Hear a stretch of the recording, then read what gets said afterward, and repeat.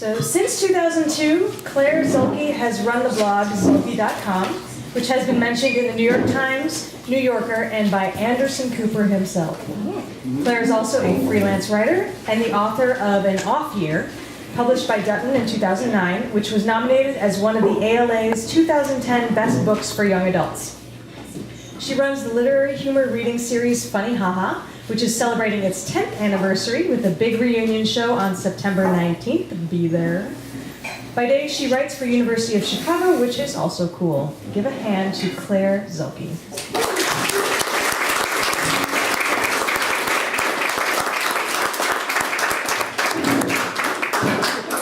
Oh, I'm gonna take this out of my time limit.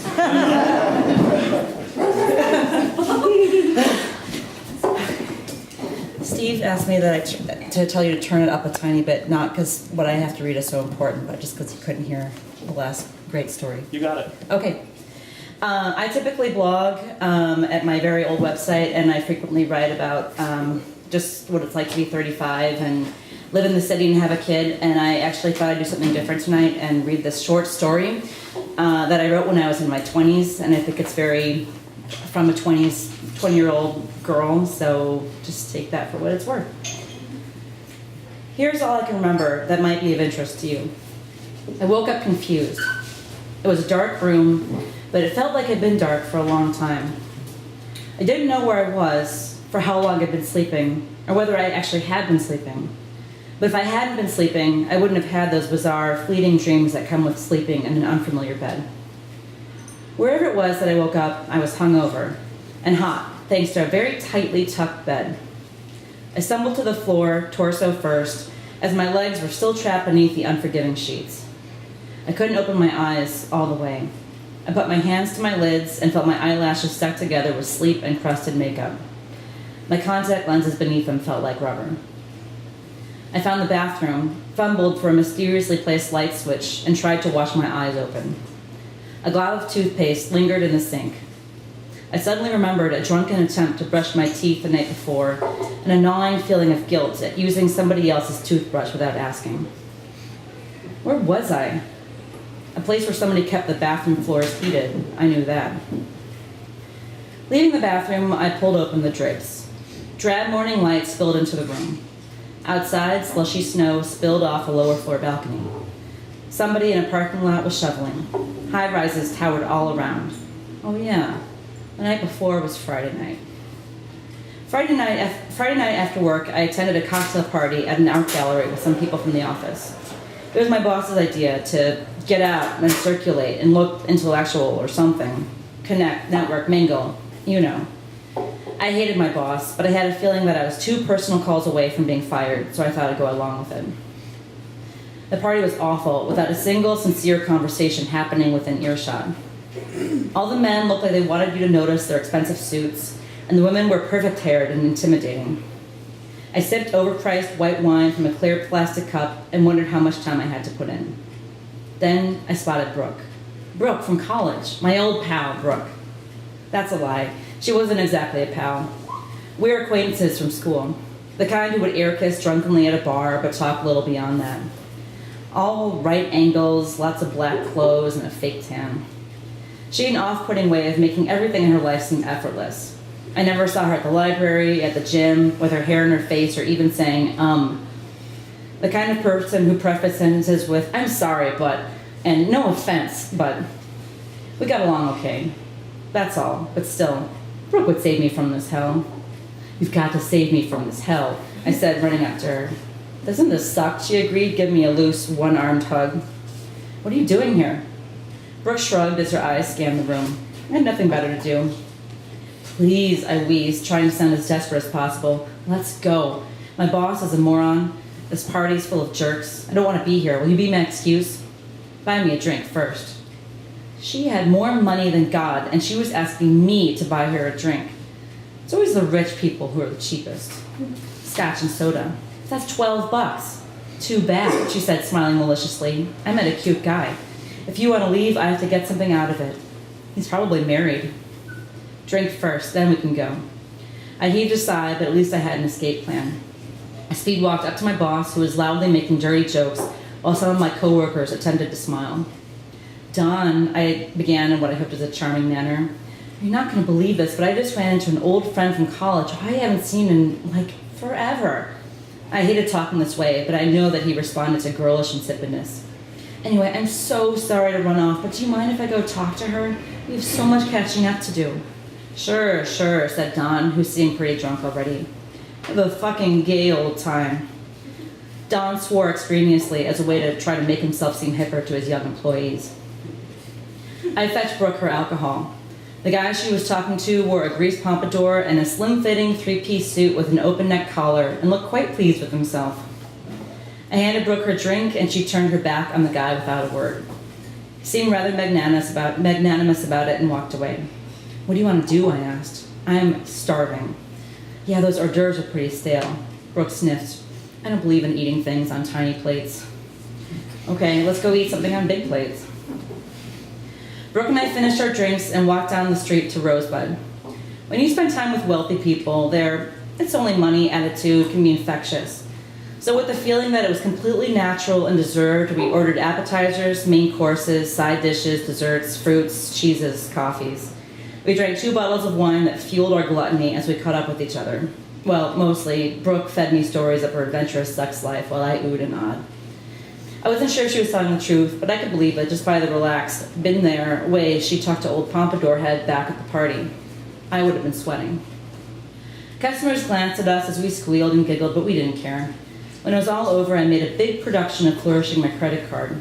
I flourished it so emphatically, I knocked over the breadbasket. My treat, I insisted, proudly defiant of the $250 check.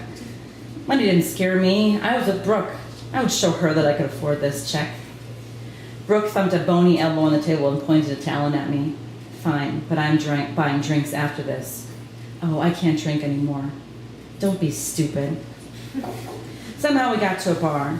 I don't recall which one, but I have a feeling that it wasn't the type I normally frequent, one of those dark, rush street joints full of corny old dance music and groping men. At the bar, Brooke and I snagged the last 2 seats and reigned for several hours, rudely demanding drinks from the gorgeous, curvy bartenders, grabbing guys' sleeves so we could yell nonsense at them, and bumming cigarettes like we were entitled to them. I felt closer to Brooke. She was fun. Why can't we hang out more in college? I hollered over the music, ready for bonding. Maybe she was my best friend. She shrugged and screamed at the bartender for another drink. Embarrassed, I glanced over my shoulder at nothing particular, pretending that it was just idle conversation. Outside, it was snowing hard. Look, I cried, punching Brooke in the arm. She rolled her eyes and started flirting with a boy with a Hitler haircut whose girlfriend was in the bathroom. I pretended to watch a game on the TV above the bar. Eventually, we saw that the snow was falling in piles, sticking to the street even as the weekend traffic drove over it, snowing so hard you could hear it fall. We agreed it was time to leave. Brooke and I got our coats, mine pilled wool, hers cashmere. We slid the 3 blocks back to Brooke's Lakeshore Drive apartment. The snow stuck to us head to toe, and we screamed with laughter, giddy like we didn't have a care in the world, like we were best friends. God, I don't know how I'm going to get a cab in this, I said, all hilarity. You're sleeping over, she said. You are, and that's that. How could I argue? Noisily saying hello to her doorman, we rode the elevator to the 4th floor and tumbled into her apartment, leaving puddles everywhere. Wear these, she commanded, tossing me some pajamas, which explained what I was wearing the next morning. Brand new flannel. My hangnails kept catching on it. Before we went to bed, we locked Brooke's cat, Tofu, in the closet because she was pitifully squalling at a volume unbelievable for such a small creature. Tofu was a withered-up, dandruffy prune of a cat. No teeth, no hair, all stench. Brooke pointed me to one of the thousands of rooms in her apartment, and I tried to fall asleep. It was difficult because the ceiling was spinning. I tried putting one foot on the floor to stabilize, but I couldn't reach. The bed was too high. The next morning, after finding my phone, I saw that it was about 8 a.m. I definitely needed a few more hours of sleep, but I was afraid if I lay down again, I'd start feeling nauseous. Plus, the bed, raised regally high in a slave frame, was unwelcoming despite its elegance. This room was nicer than any hotel room which I'd ever been in my entire life. Cornflower blue painted walls absorbed the light the way thick carpet absorbs footfalls. Tiny ladylike fireplace, a sun seat for picturesque reading, and this room seemed not to have any real use. Nobody lived with her. I suppose Brooke had guests, but how many guest rooms does one girl need? Certainly not 2 or 3. It wasn't fair. I toiled at a job I hated with a boss I loathed to scrape together enough money to live with two girls I could barely stand in an apartment that I took great pains never to refer to as home because I never wanted to concede that it was more than just a stopover. How dare Brooke have this gorgeous room and not use it? Clearly, it was time to leave the room. But if I knew Brooke, she certainly wasn't awake yet. Part of being glamorous and rich and negligent involves sleeping until ridiculously late hours. I explored the apartment. More of the same. Classic beauty and modern amenities. It was swathed in crystal chandeliers, a big screen TV, stone countertops, hidden refrigerators, yes, more than one, and a touch of a button rollback awning over a sun deck. My desire for the apartment, the life, and my revulsion for it clenched my stomach, made my buttocks tingle the way they always do when I'm anxious and envious. I ran to the powder room and voided some of the penne alla vodka from Carmine's. I truly didn't know how Brooke lived here. Adults would save their entire lives and not be able to afford an apartment like this. She never mentioned rich relatives or windfall investment or inheritance. I just realized I mentioned Carmine's and then went to Rosebud, so stay in my reality. She never mentioned rich relatives or windfall investment or inheritance. As far as I knew, she didn't have a job. Whenever I asked her about the apartment, she just said she fell upon it. Again, that rich thoughtlessness. I couldn't lie and say I wasn't jealous of her now, or even back in college. With money and looks, you don't have to try hard at anything. It was time to leave. If I spent more time examining Brooke's apartment, I would be afraid that I'd begin stealing things. It was time to go back to my place, my non-home, my crap life. I gathered my clothing and tapped on Brooke's bedroom door and opened it. Her room was dark like mine had been, but smelled like an expensive, spicy perfume. "Brooke," I whispered. She rolled over violently, looked at the clock, and rolled back to look me in the eye. "It's early," she said, in a tone reminiscent of my mother's. "Yeah, I know. I'm just gonna head out. I just want to say thanks for letting me stay here." "Why the fuck did you wake me up?" "Just to say goodbye," Brooke said loudly. "Fine, bye. Let Tofu out before you go." I made the bed, so you don't have to worry about that." "Great," she muttered from beneath her duvet. She could undo a fun night with a nasty word or two. But I shook my head and retreated back to the apartment. I opened the door of the closet and Tofu ran through my legs, meowing even louder than before. I felt slightly vindicated. I trod down the moss-colored carpeted staircase down to the marble lobby. "Where do I get a cab?" I asked the doorman. He smiled and told me he could tail one for me. When I followed him outside in the dripping slush, he admonished, "You wait inside while I do this." I felt embarrassed by my lack of knowledge of the doorman-guest relationship. The ride back west was gray and uneventful, and I felt carsick. The further away I rode from Brooks, the further away the fun, the glamour, the assumed importance of the night before felt. A week later, Brooke called me and told me that she was taking a vacation to St. Bart's. It took all my strength not to retort with, "Of course you are. Life's so stressful for you."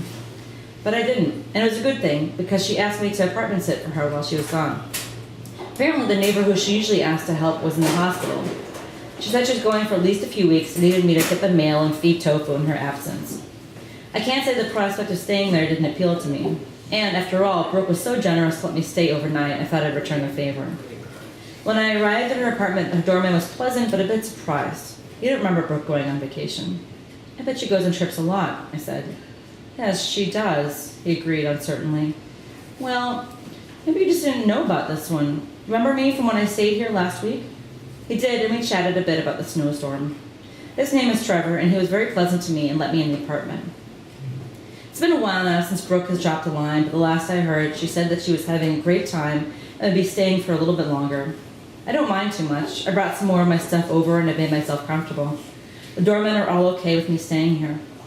One of them confided in me that I'm much more considerate than Brooke. When Trevor came up to deliver some flowers the other day, he even noticed I'd been keeping the place clean and did a little redecorating.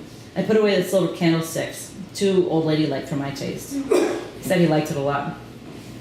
It's too bad about Tofu, but she was on her last legs anyway. They're keeping her at the vet for me until Brooke gets back.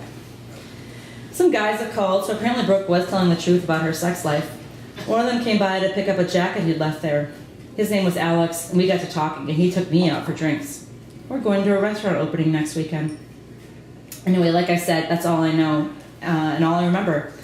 I know it's hard getting reception on the island, so it's difficult to get in touch with her beyond her cell phone. But what can you do? Not leaving word with anybody else was just typical careless Brooke. Thank you.